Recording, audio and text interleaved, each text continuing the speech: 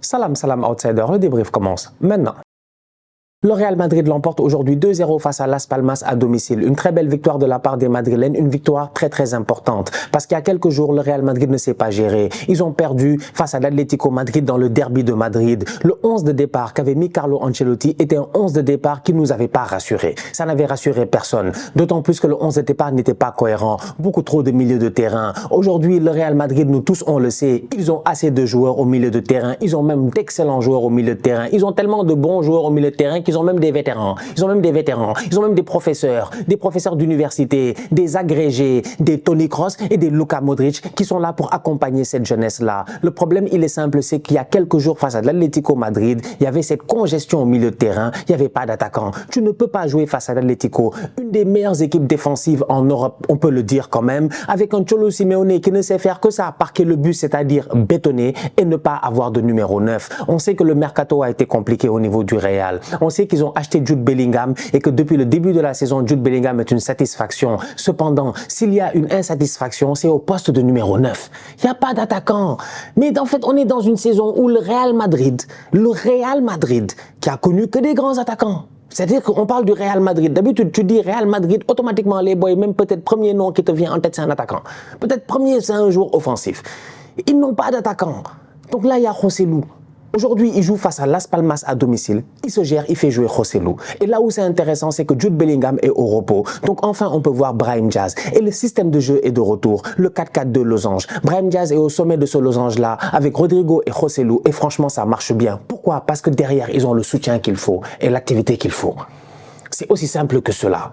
Autant d'amour et de passion qu'on peut porter et de respect qu'on peut porter pour Toni Kroos et Luka Modric, autant à un moment donné, nous tous, on sait que c'est la jeunesse qui doit prendre le dessus. Et donc, quand tu mets ce milieu de terrain-là, Tchouaméni, Valverde et Camavinga, aujourd'hui, ça se gère. Franchement, ça se gère bien. L'activité au milieu de terrain, elle est top. Les boys réussissent à sortir le ballon. Ils n'ont pas de problème. Le Real se crée énormément d'occasions. Tu as un Brahim Diaz qui mérite, je pense, de jouer. Vinicius n'était pas là ces derniers temps. Peut-être que Brahim Diaz aurait mérité qu'on lui donne une place de titulaire. Ça a pris un peu de temps. Aujourd'hui, il est sur le terrain. Franchement, il se gère. Il marque son but. Donc, sincèrement, tu as une équipe du Real qui a le potentiel, qui a les capacités. Certes, aujourd'hui, l'effectif est, à mon humble avis, quand même un tout petit peu faible offensivement. Ça, il ne faut pas avoir peur de le dire. Tu as perdu Karim Benzema. Tu as perdu Karim Benzema. Tu as perdu le Nueve. Sincèrement. C'est-à-dire que Joselu, aujourd'hui, la première mi-temps face à Las Palmas, les 55 000 tirs qu'il a eu, parce qu'il en a eu 55 000, hein, c'est même pas une caricature. Il a eu genre 6 tirs, 7 tirs. Il a eu trop de tirs, Joselu. Combien il frappe, le gardien fait les arrêts. En fait, toi, tu es gardien de but, tu joues face à Joselu, automatiquement, on croit que, en fait, tu es le meilleur gardien au monde. C'est pas sérieux. C'est pas sérieux. C'est-à-dire qu'un attaquant de classe mondiale, peut-être que certaines occasions, il aurait marqué. Peut-être qu'il n'aurait pas eu des frappes aussi prévisibles, aussi téléphonées. Peut-être qu'il n'aurait pas frappé sur le gardien. Il aurait mis petit filet. Donc, du coup, tu te dis que tu n'as peut-être pas le maximum possible. Mais tu as assez d'armes pour essayer de jouer avec. Et il est temps que Carlo Ancelotti se gère. Aujourd'hui, il s'est géré. Le système de jeu a été cohérent. Le milieu de terrain était bon. L'animation offensive était bonne. Rodrigo, comme d'habitude, il fait ses matchs. Malheureusement, lui aussi, c'est un rattaquant. Il rate beaucoup d'occasions. En fait, tu as des boys au Real, ça rate beaucoup d'occasions. Ça se crée des occasions. Face à Las Palmas, le match, il finit 6-0. Il n'y a pas scandale. Hein. Il n'y a même pas scandale. Il n'y a même pas euphorie. Il n'y a même pas à venir dire, ouais, le Real, extraordinaire. Non, ça finit 6-0, c'est normal. C'est una dia de trabajo. Ils sont allés travailler et c'est tout. On leur a rien demandé, franchement. Vous avez fini de trabajando, vous rentrez à la maison. Il ne faut pas nous fatiguer. Donc, on leur demande de faire un boulot, mais malheureusement, il y a beaucoup trop de déchets. Rodrigo, beaucoup trop de ratés. Joselu, beaucoup trop de ratés. C'est assez compliqué. Même si son but est magnifique, un très beau but de numéro 9 sur une belle passe de Rodrigo. Donc, ils sont capables de le faire. Cependant, il faut mieux faire. Mais il faut que Carlo Ancelotti commence à accepter le fait qu'il n'a pas eu Harry Kane. Il voulait Harry Kane. Florentino ne lui a pas donné Harry Kane. Il voulait un numéro 9. On ne lui a pas donné un numéro 9. On lui a ramené le Joselu. Il faut qu'il accepte cela, en fait, et qu'il fasse avec. Donc, Joselu doit être le numéro 9 titulaire au Real. Les gars n'ont qu'à tourner autour. Dépendamment du système de jeu, si Vinicius revient, tu as envie de revenir en 4-3-3, tu le peux. Si tu veux garder ton losange, tu le gardes. Mais je trouve que le losange met des limites à Vinicius et à Rodrigo. En tout cas, la saison est longue, à suivre. Top performance au milieu de terrain pour Fede Valverde et Camavinga. Je pense qu'on peut les saluer. Ils sont sortis du lot, ils se sont gérés. Tchouaméni aussi, il a fait son match. Bon, lui, il a toujours l'air fâché. Mais Aurélien, pourquoi tu as l'air fâché?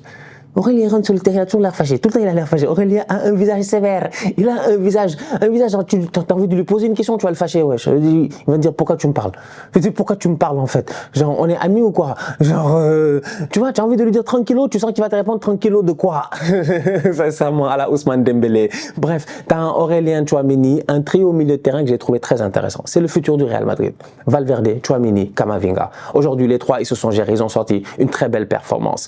Bellingham était sur le banc. Tant mieux, c'est important pour qu'il puisse se reposer. Cependant, Fede Valverde, comme d'habitude, tu peux lui faire confiance. Parce que tu sais que, et c'est là où c'est ce que je disais cette semaine face à l'Atlético, en disant quand tu fais jouer Toni Kroos, quand tu fais jouer Luka Modric, tu sais que tu as le contrôle du jeu. Quand on me dit que Modric a fait un bon match face à l'Union Berlin, j'ai dit je suis d'accord, mais l'Union Berlin, ils ont défendu tout le match. Quand tu joues face à une équipe qui défend tout le match et qui n'a pas forcément les forces offensives pour sortir sur toi, tu peux te permettre de faire jouer Luka Modric et Toni Kroos. D'ailleurs, aujourd'hui, face à Las Palmas, je suis convaincu que Luka Modric et Toni Kroos auraient fait un bon match. Mais quand tu joues face à une équipe comme l'Atlético, qui sait défendre, mais en plus de ça, ils savent attaquer. La différence, elle se fait là. Les gars, ils attaquent, mais ils défendent. Tu sais qu'eux, ils savent défendre comme tout le monde. Atlético, si tu leur dis défendre à 10, ils savent défendre à 10. Mais s'ils peuvent attaquer à 4, ils vont attaquer à 4 et ils vont te faire mal, comme s'ils avaient attaqué à 5 ou à 6. Donc du coup, tu te rends compte que avoir un milieu de terrain avec des jeunes qui sont rapides, qui sont vifs, qui peuvent couvrir les latéraux quand ils montent. Parce qu'on voit des latéraux offensifs au niveau du Real. On a vu un Vasquez qui, quand il est rentré, immédiatement, il a fait sa passe décisive et tout. Donc on se rend compte que tu as des latéraux qui sont offensifs. Tu as besoin d'avoir des milieux de terrain qui, en repli, peuvent aller vite. Mais Toni Kroos, vous-même, vous savez, dès qu'il se retourne, c'est un caterpillar. Ça fait bip, bip, bip. Ça avertit tout le quartier qu'il est en train de reculer. C'est compliqué, les ailiers. Ils sont déjà partis, vous-même, vous savez. Donc, du coup, il y a cette jeunesse-là qui doit prendre le dessus et qui doit prendre ses responsabilités parce que c'est elle qui sera scrutée. Mais aujourd'hui, ils se sont gérés face à Las Palmas. À mon humble avis, ils ont fait un très bon match. Après avoir pris 3 buts de la tête de l'Atlético Madrid, le Real se gère. Clean sheet aujourd'hui, face à Las Palmas. Pas l'adversaire le plus dangereux offensivement, on l'a vu durant le match, mais défensivement quand même, ils ont paru beaucoup plus sereins. Ferland Mendy est de retour de blessure, c'est bien. Le problème, il est simple, c'est que un revient, l'autre part. On n'a pas dit l'infirmerie, c'est pas des échanges. Hein. On veut tout le monde en dehors de l'infirmerie. C'est-à-dire que dans toutes les équipes, on veut tout le monde en dehors de l'infirmerie. C'est pas possible que dans le match où tu récupères les Ferland, tout ça titulaire, hein, tu les récupères bon depuis la dernière fois, mais Ferland est de retour. Alaba est blessé, c'est dommage. Là, il y a déjà des problèmes en défense centrale, c'est compliqué. Militao, tu l'as perdu en début de saison, vous-même vous savez. Donc, tu fais comment? J'espère que ça va se régler parce que ça te pose problème. Déjà, Nacho est obligé de dépanner sur le côté droit quand tu as envie de faire tourner un tout petit peu, quand tu as envie de reposer certains joueurs.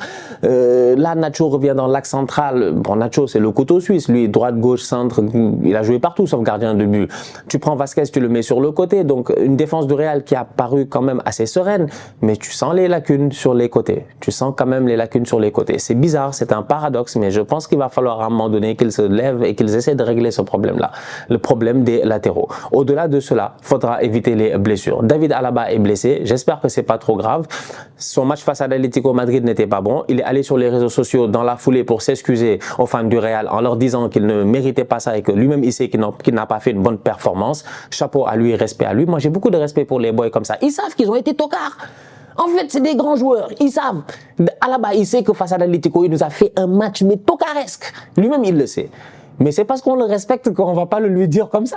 David, c'est parce qu'on le respecte. David nous a fait un match de tocard face à l'Atlético. Donc, le fait qu'il l'admette, c'est bien. Malheureusement, aujourd'hui, il sort sur blessure.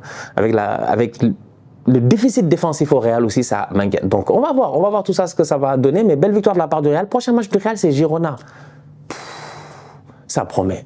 Le Real va jouer face à Girona. J'ai trop hâte. Real Madrid, Girona. Vous vous rendez compte de ce que ça va donner, ça, le Real Madrid-Girona? Girona, en ce moment, ils sont premiers au classement. On leur a rien demandé. Girona est en Catalogne. D'habitude, en Catalogne, vraiment, c'était le Barça et l'Espagnol de Barcelone. Depuis quelques années, il y a Girona. Ils nous fatiguent. Ils sont pas là pour rigoler. Un club qui fait partie de l'univers de Manchester City. Donc, en termes de football, tu peux retrouver là-bas l'esprit de Pep Guardiola. Girona est premier du classement. Il y a un Real Madrid-Girona qui arrive ce week-end. Je suis désolé.